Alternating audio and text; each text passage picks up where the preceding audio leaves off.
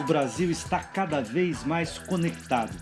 As tecnologias da informação e a internet estão mudando radicalmente as formas de produzir comunicação e de fazer circular os mais variados conteúdos, potencializando a interatividade e a criação de iniciativas democráticas na rede mundial de computadores.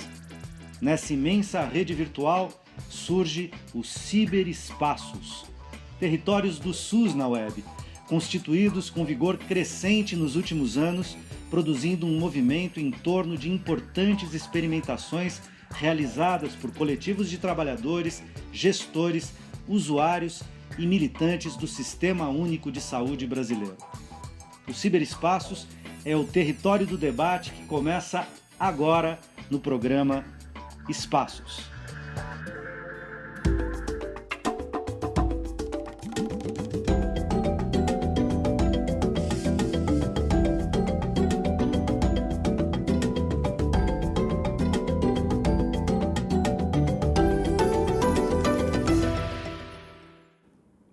Espaços, espaço mensal de conversa, de debate, de informação sobre as políticas de saúde do Brasil. Estamos ao vivo pelo portal tvt.org.br e também pela Rádio Brasil Atual FM 98.9 na Grande São Paulo, 93.3 na Baixada Santista. Participe também pelo telefone 0 operadora 11 49307356. Hoje, para debater os territórios do SUS na internet, eu tenho o prazer de convidar Ricardo Teixeira, professor da Faculdade de Medicina da USP e consultor da PNH, Política Nacional de Humanização do Ministério da Saúde, Tiago Petra, facilitador da Comunidade de Práticas do Departamento de Atenção Básica do Ministério da Saúde, e Débora Alighieri, advogada e blogueira. Bem-vindos. Desde 2008, a atuação da Política Nacional de Humanização do Ministério da Saúde vem ganhando espaço na web. De modo pioneiro, no campo das políticas públicas de saúde, a PNH inspirou a criação da RHS, a Rede Humaniza SUS, um projeto de rede colaborativa virtual com todo o conteúdo do site produzido e moderado pela própria comunidade.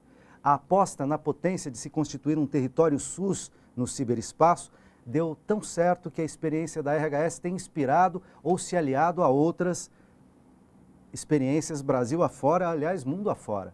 Territórios que estão em expansão.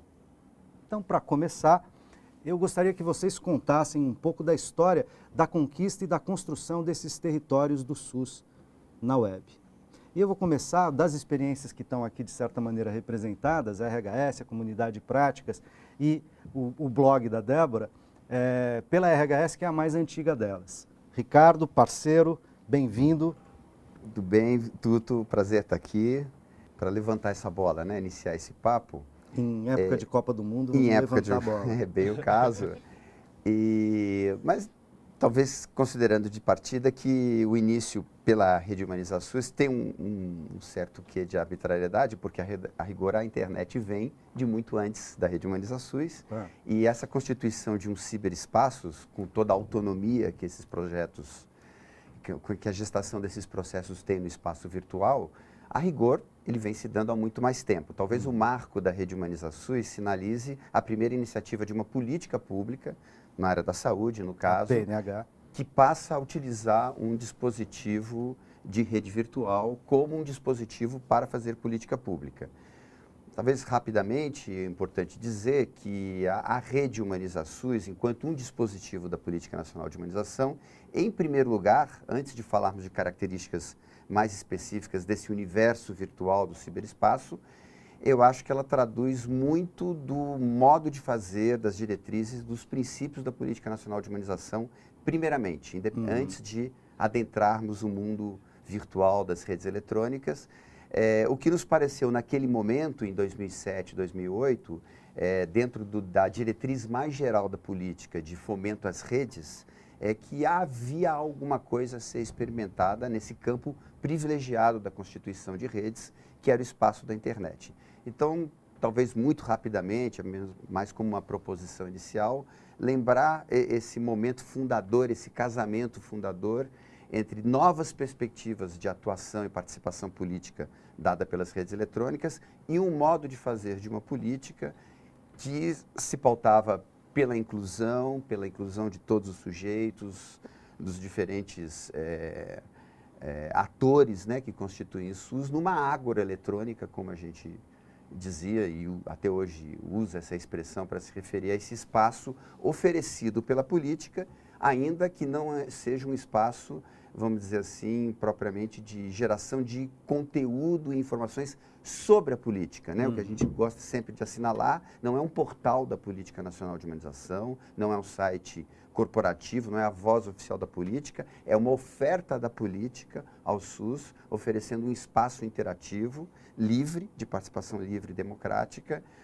e que, como você bem lembrou, foi, ao longo desses últimos 6, 7 anos, se conectando a outras iniciativas, o que permitiu, num determinado momento, a gente ver que estávamos num jogo maior, mais amplo, que merecia até um nome. A gente achou que cabia bem chamar essa experiência em constituição do Ciberspa SUS, né? Um jogo, um trocadilho em torno da ideia do ciberespaço, esse espaço que veio duplicar o mundo real, ampliá-lo, né? Não se contrapor ao mundo real.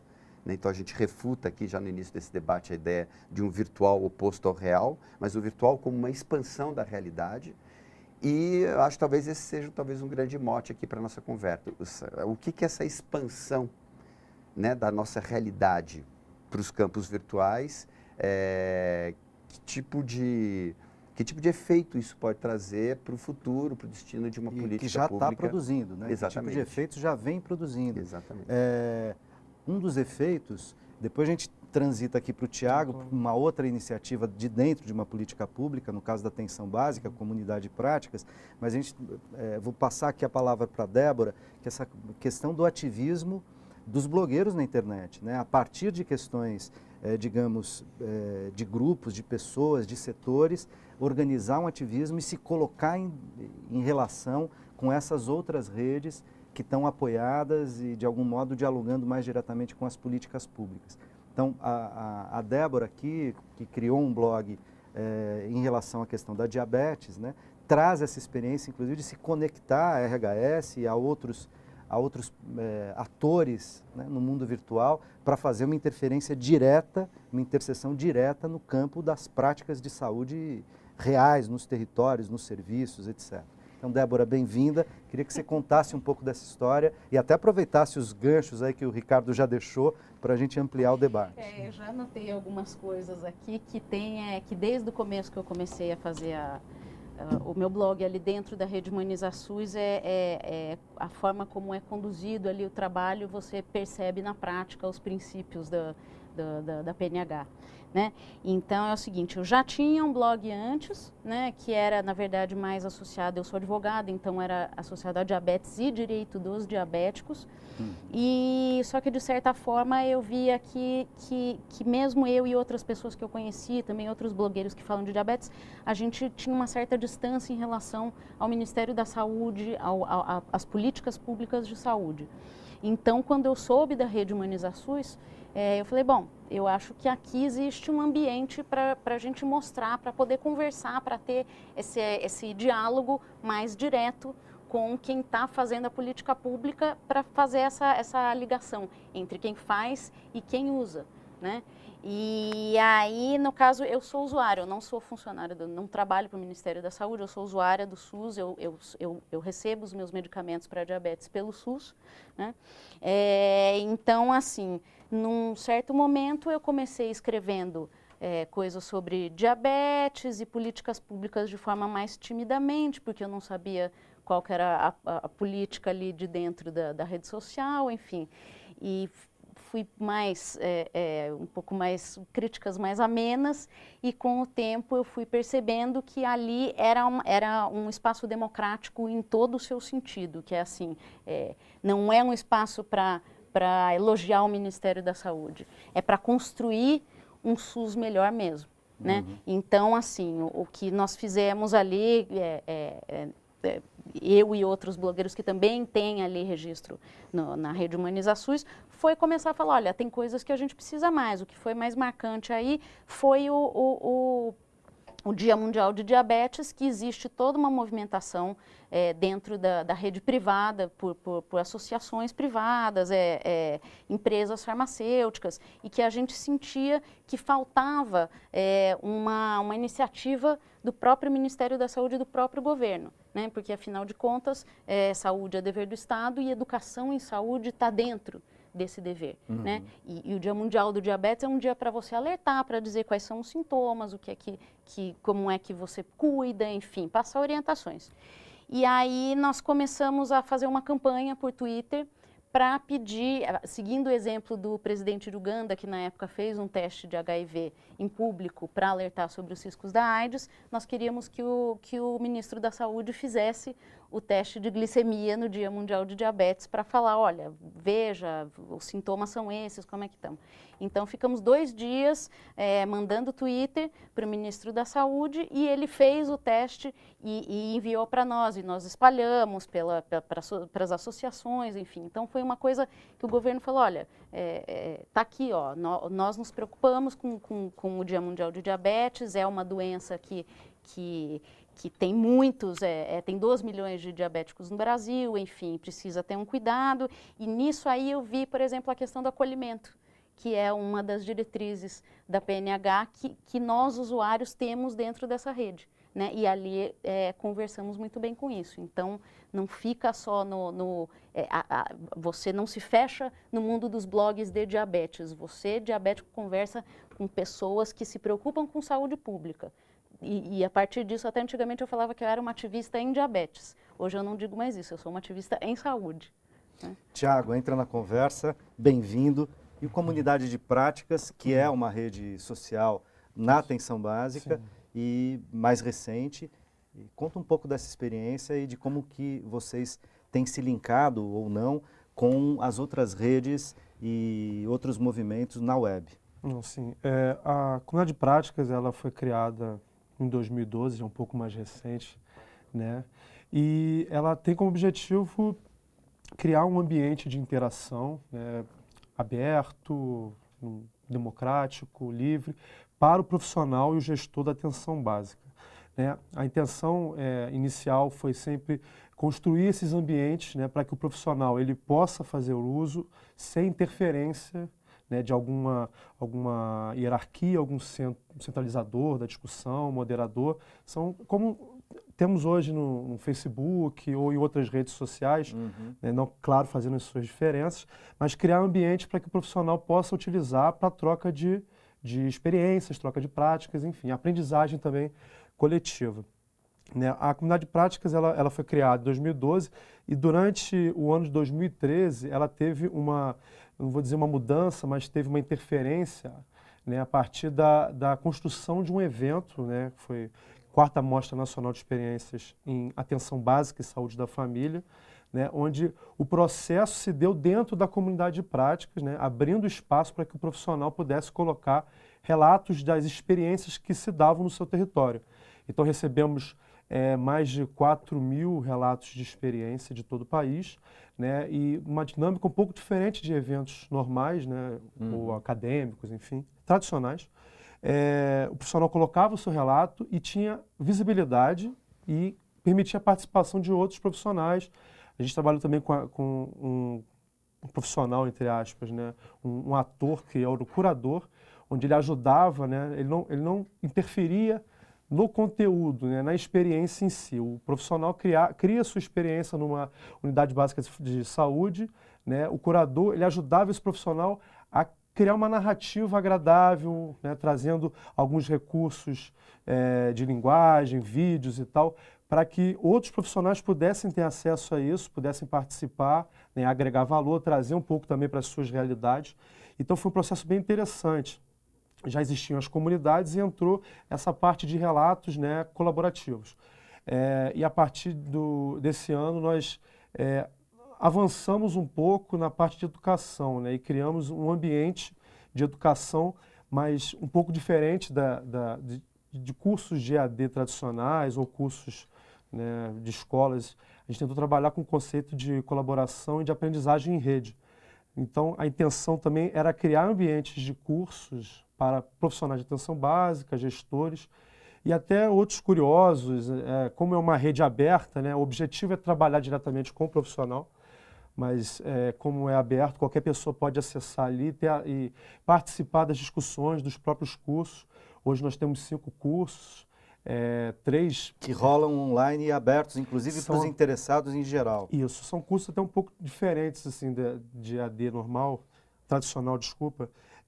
São cursos autoinstrucionais, a gente elabora o curso, coloca o curso à disposição, abre o espaço para qualquer pessoa fazer e cada um faz no seu ritmo. Só que cada conteúdo tem uma abertura para colaboração e para interação. Então, na verdade, a gente tenta incentivar que o profissional ele acesse aquele conteúdo, né, e construa também a aprendizagem a partir do contato que ele tem com outras realidades, com outros profissionais. Nós temos um trabalho de facilitador dentro da rede como um todo, né, não apenas nos cursos, mas nas próprias comunidades, né, em vez de ser moderadores ou pessoas que centralizariam uma discussão, eles estão ali mais para permitir que haja uma interação, a participação dos profissionais, né. Então nós temos esse trabalho também nos cursos e hoje a gente pode dizer que a comunidade de prática tem atendido assim, um público bem grande assim, de profissionais do Brasil inteiro, né, incentivando essa cultura da colaboração.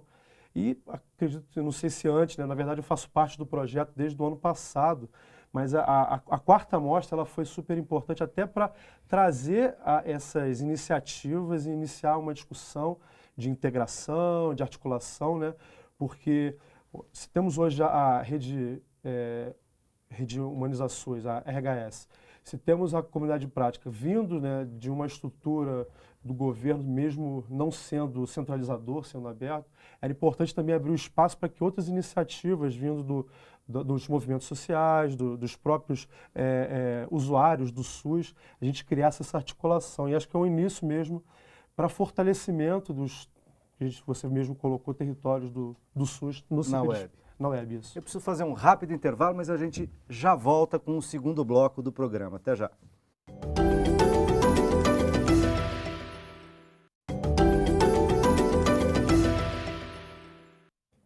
A web como dispositivo para atuação direta nos processos de melhoria e aperfeiçoamento do SUS. Esse é o debate de hoje no nosso programa Espaços. Estamos ao vivo pelo portal tvt.org.br e também pela Rádio Brasil Atual FM 98.9, na Grande São Paulo 93.3, na Baixada Santista.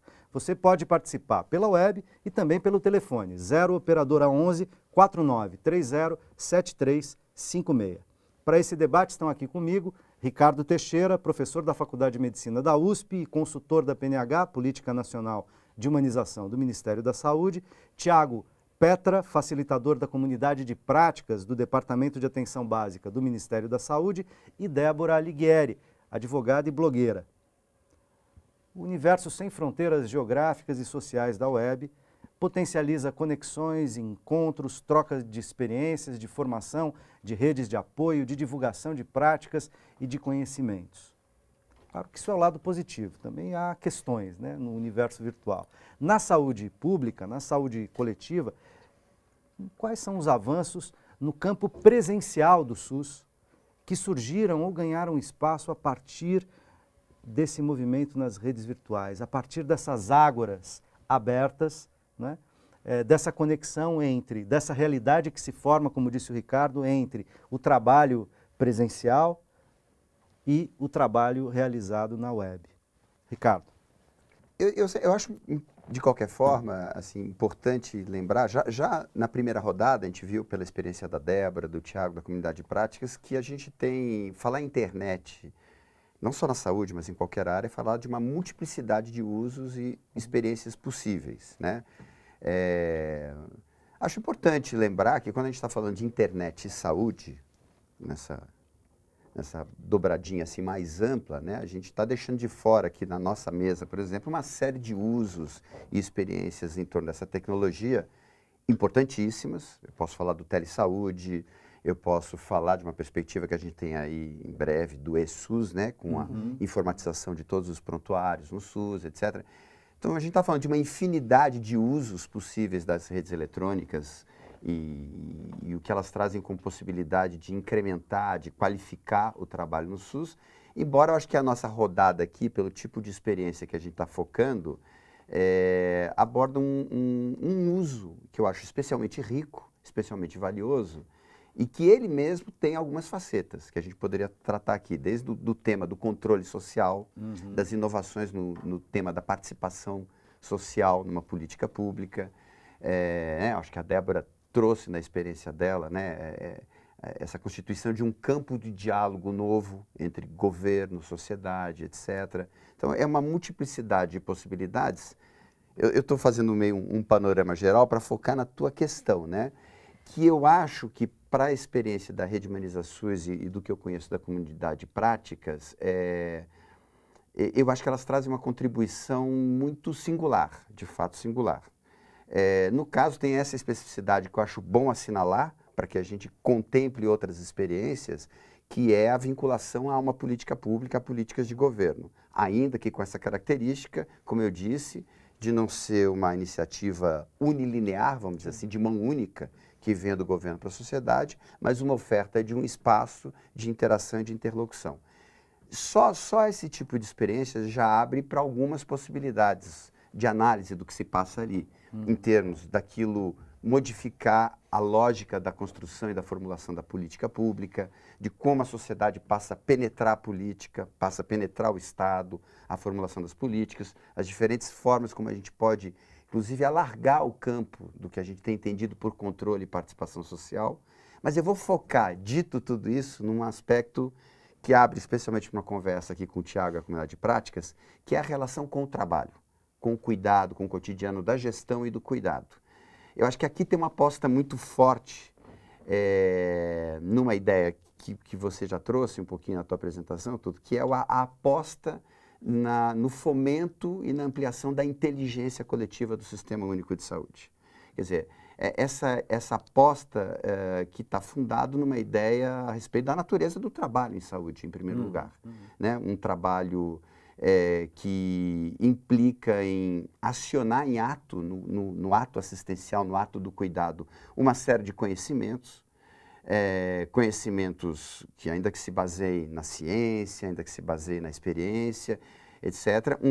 Um saber que quase sempre precisa se atualizar naquele ato singular. E naquela relação. Naquela relação do cuidado. O que abre para uma experiência do trabalho muito nova, do trabalho contemporâneo, onde a gente acredita que experiências colaborativas têm um lugar e um papel importante a desempenhar. Para qualificar essas relações Exatamente. de trabalho. E aí eu vou meio levantando aqui uma bola também, porque o Tiago já mencionou aqui a experiência da mostra, onde inclusive a gente se reuniu, Débora, para começar a discutir essa ideia da mostra de atenção básica, que, como o Tiago colocou, tinha uma estreita vinculação com a rede social, no caso a comunidade de prática, e o que se passou na mostra é muito instrutivo do que se passa cotidianamente nas redes sociais, que é esse espaço, primeiro, de amostração, de mostrar o que eu faço, de eu relatar a minha experiência e de, ao submetê-la ao juízo público, eu também ter a chance de eu me aprimorar, de eu aperfeiçoá-la, que é a ideia da curadoria. Quer dizer, eu acho que as redes sociais têm aberto uma possibilidade de uma espécie de curadoria de um SUS que dá certo. Quer dizer, a possibilidade de um aprimoramento das práticas pela via das interações, das trocas de experiências pela via das narrativas, o aprimoramento de narrativas de práticas, enquanto um dispositivo para qualificar a prática. Então, acho que aqui temos uma entrada que eu acho muito interessante, muito inovadora, sem esquecer que, ainda que a gente mergulhe nela, a web sempre abre para nós um campo de experimentação ainda não esgotado. Eu diria o seguinte, a gente ainda não sabe o que a gente vai poder fazer com o ciberespaço. Eu diria não esgotado e talvez apenas recém-inaugurado. Exatamente. Né? Tiago, vou botar você nessa conversa agora, porque o Ricardo falou de uma coisa, a ideia de curadoria, que a RHS vem desenvolvendo já há algum tempo, o Ricardo pessoalmente, inclusive, e outros companheiros do SUS, mas que congrega a ideia de curadoria uma série de questões, né? Tanto a ideia de cuidar, quanto de selecionar, quanto de ativar coletivos.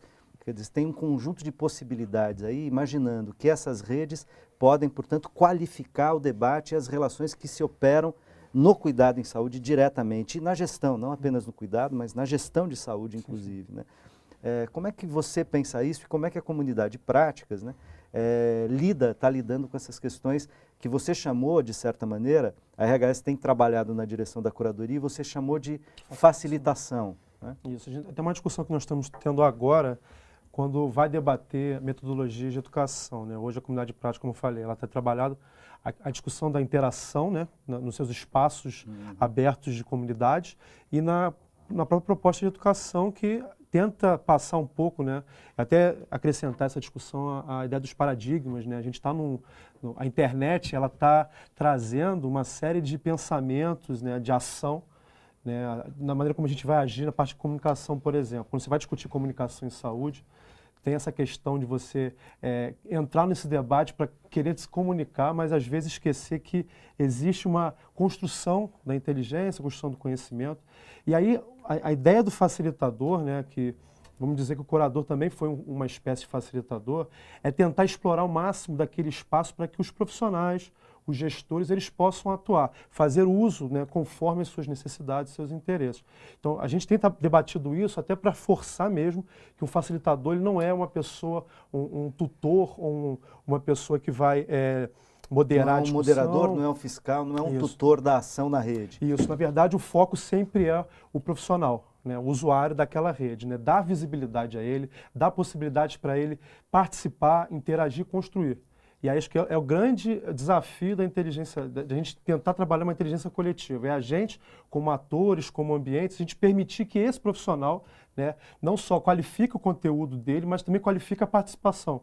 Que é uma coisa muito tensionada. O profissional que está lá na base, lá na ponta, né, às vezes não tem nem acesso, né, à internet, às vezes não tem conhecimento da tecnologia. Como é que a gente faz para que esse profissional ele possa participar, né, na mesma possibilidade, oportunidade que outros que estão nos centros, enfim, com gestores, com acadêmicos também que estão nessa discussão. Então, ou seja, um debate que começa. Agora você falou uma coisa, queria botar a Débora na conversa. Até se puder, já queria entrar, porque é o seguinte, já tem uma coisa assim, que na verdade algumas coisas são criadas de certa forma para aprimorar o trabalho do profissional e que acabam atingindo o usuário que fica beneficiado também. Por exemplo, o ESUS, que o Ricardo mencionou, lá na mostra eu conversei com uma das pessoas que, acho que é o criador do ESUS, enfim, e ele estava me explicando como ia funcionar, que foi feito para facilitar o controle da entrega na parte de assistência farmacêutica, e eu falei para ele, olha, isso é lindo o que você está me contando, porque um dos grandes problemas hoje que a gente tem aqui na ponta, quem é usuário, é o desabastecimento de medicamento. Né? Então, existe um problema de logística, que aí é uma complicação com os estados, que mesmo a gente, usuário, quando vai cobrar, às vezes a gente fala, mas eu vou cobrar do município, do estado ou da União? Né? Eu não sei, eu estou sem o meu medicamento, mas alguém tem que resolver. Né? E esse ESUS é uma forma que é um sistema que foi criado para beneficiar, para ajudar o trabalho do funcionário, mas que vai acabar controlando essas faltas de medicamento da assistência farmacêutica. Né? Então, é assim, no fim das contas, existe uma coisa, essa interação do real com o virtual, são coisas que a gente, ou fazendo blog, ou conversando nas redes, comunidade práticas, ou na rede Humanizações, a gente traz a nossa experiência da prática para o mundo virtual, debate aquilo no mundo virtual e aquilo retorna para o nosso mundo real também. Então, você está falando de uma coisa que o Tiago falou e, de certa maneira, o Ricardo também, que é essa ideia de criar outras formas de participação e controle social, ampliando uma possibilidade de protagonismo, né? Quer dizer, de você poder ser um ator, que o usuário poder ser um ator efetivo na medida em que ele passa a ter espaço de interação, o que do ponto de vista presencial, inclusive num país continental como o nosso, eventualmente um usuário querer bater um papo com um cara em Brasília que está formulando a política, ou no seu estado mesmo, digamos, complicado, né?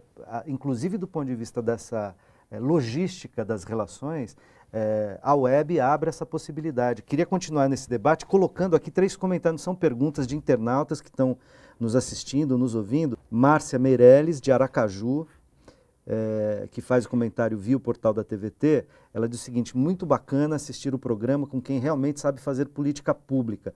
Como usuária do SUS, sinto-me representada pelos amigos Débora Alighieri, Ricardo Teixeira e Tiago Petra. Parabéns, TVT, pelo debate, muito rico.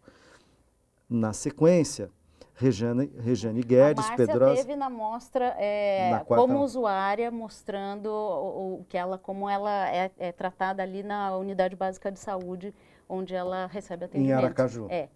Rejane Guedes Pedrosa, de Natal, via TVT também, diz: o ativismo em saúde no ambiente virtual promove efeitos bem reais. A Mostra SUS foi uma experimentação que marcou a história da atenção básica.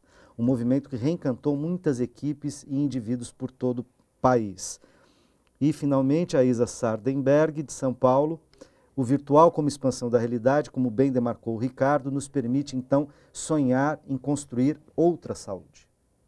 Temos um tempinho final aqui, queria que vocês comentassem aqui os comentários dos nossos colegas, usuários ou profissionais do SUS. Dessa rodada, se me permitirem, que eu achei interessante, porque eu acho que a Débora, ela falou de um pedaço de uma história aqui que eu acho que do ponto de vista dela, enquanto diabético, usuário do SUS, do que o eSUS pode trazer em termos de quase de um automatismo, né? De uma regulagem mais automática, etc. Mas o que eu acho muito de controle também, porque a ideia também é assim, pelo eSUS parece que a gente vai ter um controle melhor de como os medicamentos estão sendo distribuídos. Não, isso é importante, porque, de novo, lembra mais sem número de facetas aqui, como eu tinha dito, dos dispositivos eletrônicos, a eletrônicos, transparência de política pública também. A gente, aliás, teria alguma coisa a falar sobre isso, que a gente está também ativamente nesse momento experimentando na Rede HumanizaSUS, que é a Rede HumanizaSUS. Ela, como disse, é uma plataforma aberta, livre, mas ela tem uma área onde a política coloca os seus produtos, a Política Nacional de Humanização, a área da PNH, e uma das ofertas que a política tem nesse momento também é o mapa das ações dos consultores da Política Nacional de Humanização em todo o país, que é uma experiência bastante original de dar transparência a uma política pública. Quer dizer, se hoje qualquer cidadão brasileiro quiser saber o que a Política Nacional de Humanização e os seus agentes fazem no território nacional como um todo, é possível. De novo, a gente vai puxando o fio da meada aqui, vai conectando uma coisa a outra. Mas o que eu queria dizer é que eu acho que há uma outra experiência ainda na linha da inteligência coletiva da qualificação do SUS, que a gente pode falar um pouquinho mais no próximo bloco, que é uma interlocução que a gente tem tido muito rica na Rede HumanizaSUS entre o usuário, o trabalhador e o gestor. Então, não tem um papo técnico entre trabalhadores e gestores e, do outro lado do balcão, o usuário. Mas, de repente, a gente embaralha tudo isso e estamos apoiando e qualificando o SUS com o saber do profissional, do gestor, do usuário. Acho que essa experiência vale a pena a gente E tem gente que falar. às vezes até se queixa, fala, é pouco acadêmico, mas a intenção acho que é essa. Né? Opa! Isso me fez lembrar uma frase do Pierre Levy, que é: o outro é alguém que sabe alguma coisa que eu não sei, né? E aí, daí que vem a construção da inteligência coletiva. E a produção do coletivo. Preciso fazer mais um rápido intervalo e a gente já volta.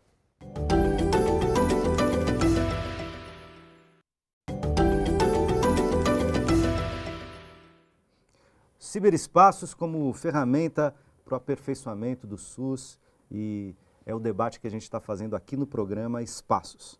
Estamos ao vivo pelo portal tvt.org.br e também pela Rede Brasil Atual FM, 98.9 na Grande São Paulo, 93.3 na Baixada Santista. Participam desse debate aqui comigo Ricardo Teixeira, professor da Faculdade de Medicina da USP e consultor da PNH, Política Nacional de Humanização do Ministério da Saúde, o Tiago Petra, facilitador da Comunidade Práticas do Departamento de Atenção Básica do Ministério da Saúde, e a Débora Alighieri, advogada e blogueira. Terreno fértil para circulação e diálogo entre práticas, saberes, no campo da saúde pública, coletiva. Os ciberespaços, para crescer, requer mais do que seu importante ativismo. O Ricardo já disse aqui hoje que a gente está só no começo dessa empreitada e há múltiplas possibilidades para explorar no campo da web. É preciso apoio no trabalho dessas redes e mais envolvimento de uma série de atores públicos e da sociedade civil. Então, quais seriam boas práticas e os desafios para a sustentação, a manutenção, a ampliação desses territórios do SUS na web que interessam a todos? Débora.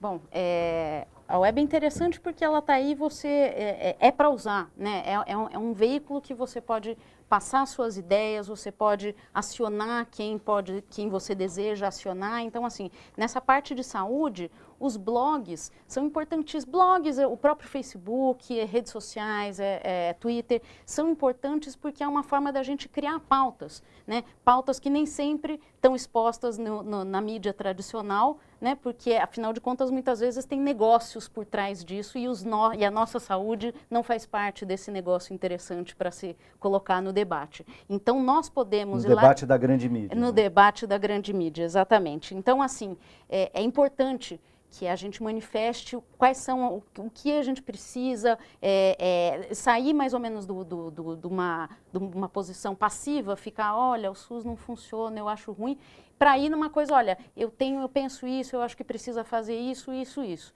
Né? Às vezes eu brinco, eu falo que reclamar só, falar que o SUS é ruim e não apresentar solução não é cidadania, é histeria.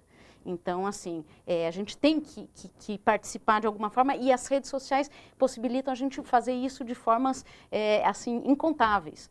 Então, é muito importante que, assim, cada um, e não precisa ser exatamente em nome de um grupo, de uma associação, né? Você, enquanto cidadão, com outras pessoas, não precisa ter uma personalidade jurídica, você pode, você deve, né, participar, dizer o que você precisa, como é que você pode contribuir com aquilo também para melhorar a saúde, apresentar propostas, né? Então, assim, e pleitos, enfim, já teve, por exemplo, para deixar uma coisa mais materializar isso, assim, no fim do ano teve uma consulta pública sobre insulinas, análogos de insulina, e tinha uma falha no link que era para contribuição. Nós mostramos para o Ministério da Saúde, avisamos, olha, não está funcionando.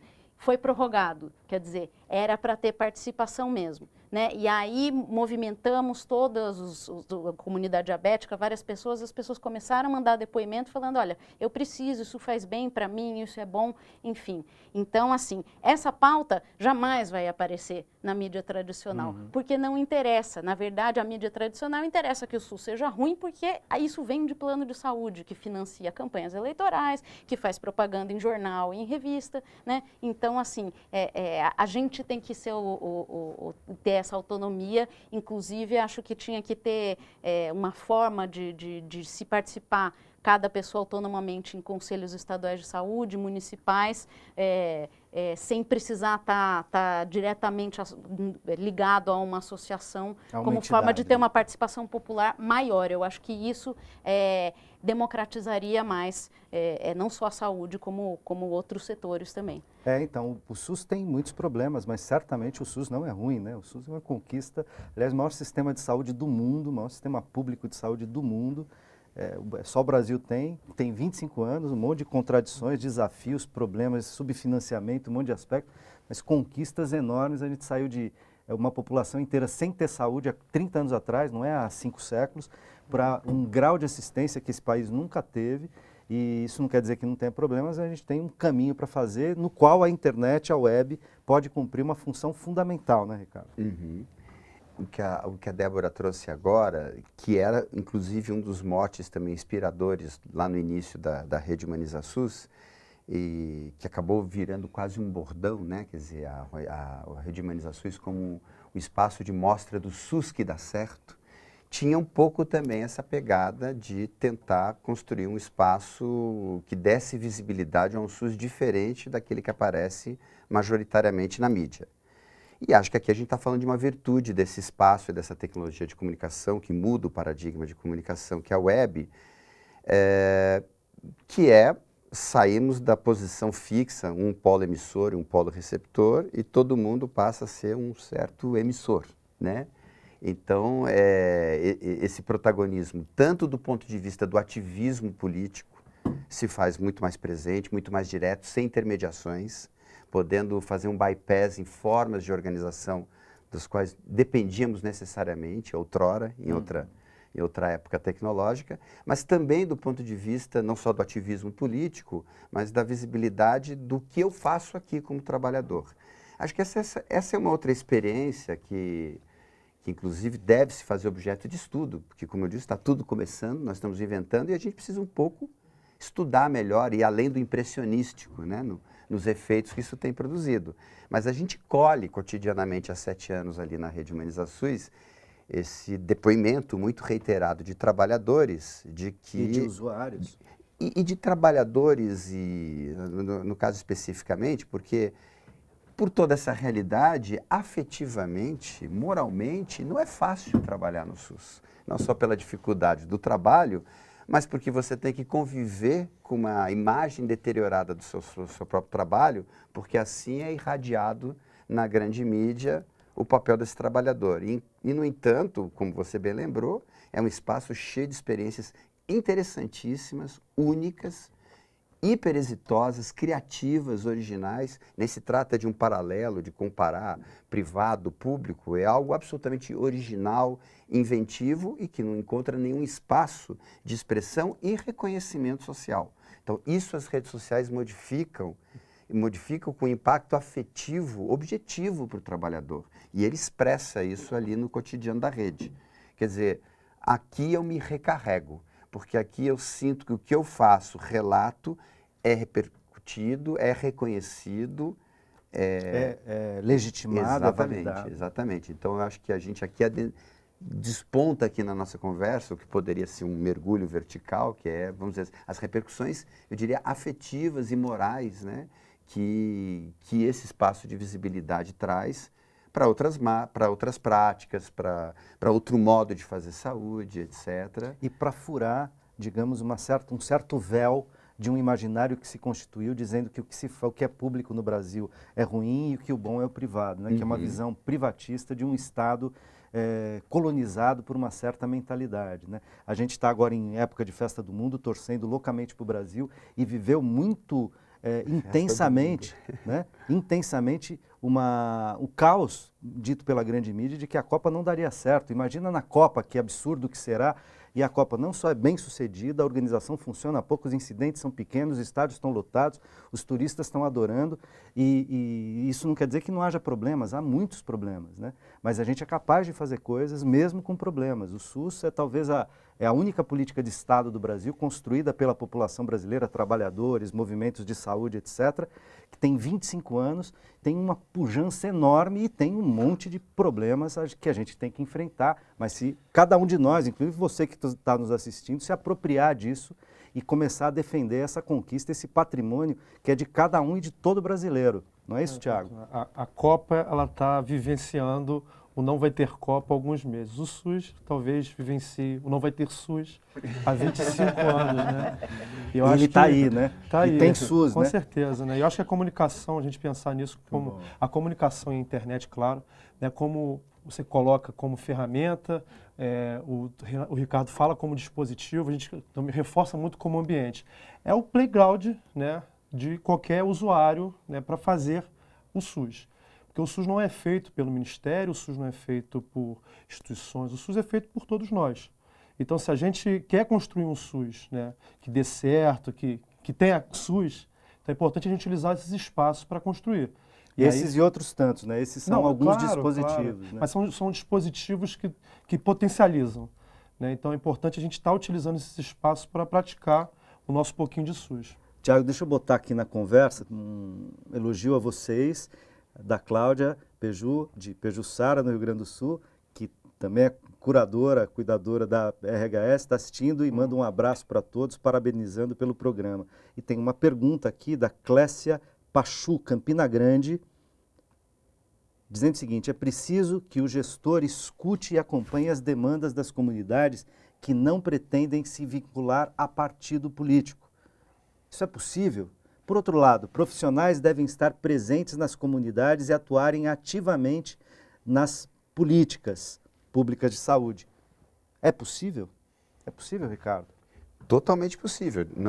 Não se trata nem de falar de uma possibilidade futura, né? Eu acho que essa é uma experiência que ela pode identificar já presente na experiência da Rede Humaniza-SUS, na experiência da comunidade de práticas.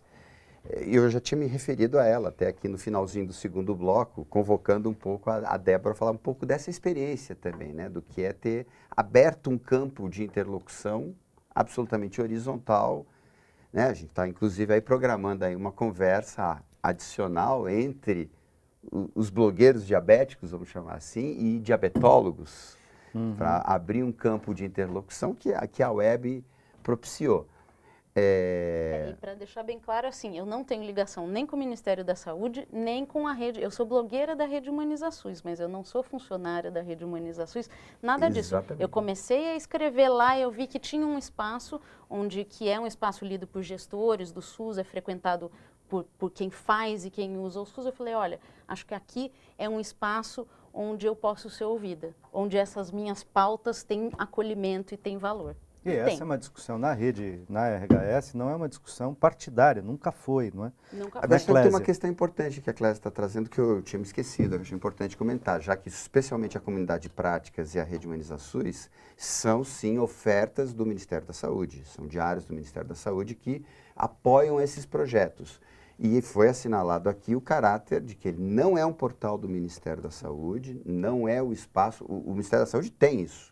Tem portais, tem o site tem do Ministério da tem Saúde, portal, enfim. lá é a voz oficial da política, porque não se confunda, isso é uma oferta, é como abrir um serviço, abrir uma roda de conversa, abrir um espaço de conversação, é livre as pessoas. É claro que haveria o risco de partidarização, uso político, uso comercial. Isso a gente resolve de uma maneira simples, como é resolvido em outros sites e espaços sociais da web. Nós temos termos de uso.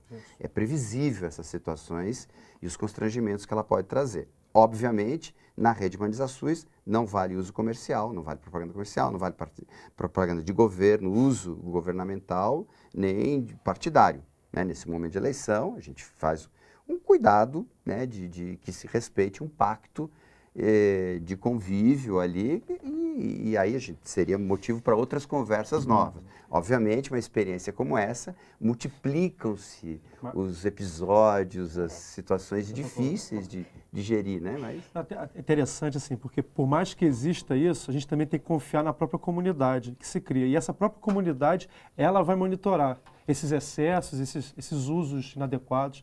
Isso que é interessante, né? Construir esses espaços dando liberdade e autonomia para o profissional, para o usuário, enfim.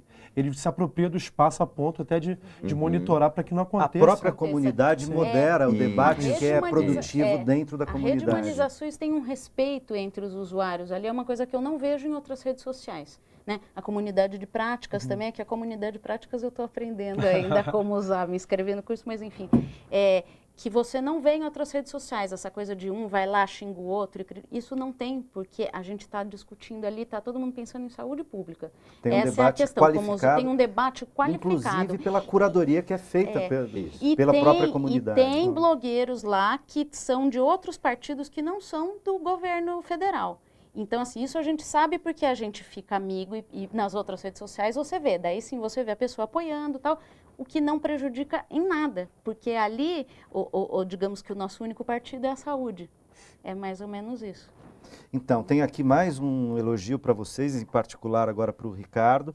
Ana Losso, Criciúma, Santa Catarina, parabéns, excelente debate. Ricardo Teixeira é show de bola. Já que você estava levantando a bola. Então, eu queria, para a gente finalizar, o nosso tempo está terminando, a gente abriu esse bloco falando dos desafios. Então, a partir desses elementos, desses poucos elementos, né, um programa de televisão filtra e traz alguns elementos, alguns pequenos recortes entre muitas possibilidades. Queria que vocês fizessem um último, muito rapidamente, dizer o seguinte: se o grande desafio para ampliar, intensificar ainda mais a potência do uso desses espaços virtuais no diálogo concreto com aquilo que se faz efetivamente nos serviços lá na ponta, nos territórios, nas unidades básicas de saúde, na atenção especializada, nos hospitais, na urgência e emergência, enfim. Tiago. Nossa, não precisa falar de tudo isso, mas o desafio... Qual o grande desafio? Eu acho que é criar mais espaços para que esse profissional, esse usuário, ele possa participar e construir, né, o SUS, a inteligência coletiva. Eu acho que é criar ambientes para que haja e dar autonomia para que essa pessoa ela possa participar. Débora. Eu acho que seria, no caso dos usuários, se apropriar mais desses espaços que já existem e ajudar a criar novos espaços. E lembrando sempre que é um processo de eterna construção, que a gente tem aí, o SUS em construção. Isso é um índice do IDH municipal. Desde que o SUS criou, o brasileiro ganhou quase 10 anos de vida a mais. Então, é para isso que a gente quer e é para isso que eu acho que a gente tem que se apropriar para colaborar, para ganhar ainda mais 10, para viver ainda mais e melhor. Seres imperfeitos que somos, né, Ricardo, esse inacabamento do SUS, desse debate que nos desafia para próximos, uma última palavra. O que você destacaria como desafio a vencer? Eu vou reforçar o que o Tiago e a Débora disseram, mas talvez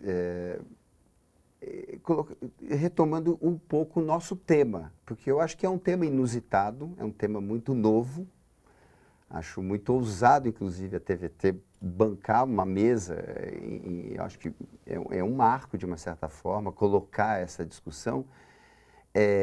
Agora, o que eu queria acentuar, nós estamos aqui ligados a experiências importantes, muito motivadoras. Eu adoraria sair falando da Rede Humanizações um monte, mas o que eu acho mais importante, a despeito dessas experiências relevantes, significativas às quais a gente está ligado, é que essa ideia do ciberespaço fala de uma potência ainda em exploração. Talvez eu acho que retoma eles na forma de uma convocação é de que a plasticidade dessas tecnologias permite invenções de usos ainda indefinidas em relação a essa.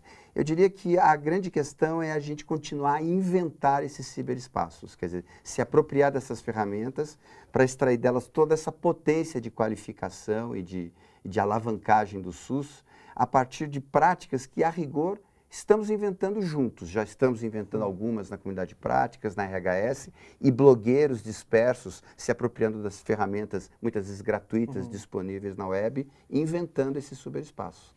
Maravilha, eu quero agradecer muito a vocês e agradecer também a você que habita com a gente esse espaço de conversa, esse espaço de reflexão, espaço que quer ajudar a debater, a informar sobre problemas, mas também sobre as políticas e ações que qualificam e humanizam a saúde dos brasileiros. Espaço do SUS, porque o SUS é uma grande conquista da sociedade brasileira e o caminho para efetivar o direito à saúde de qualquer um.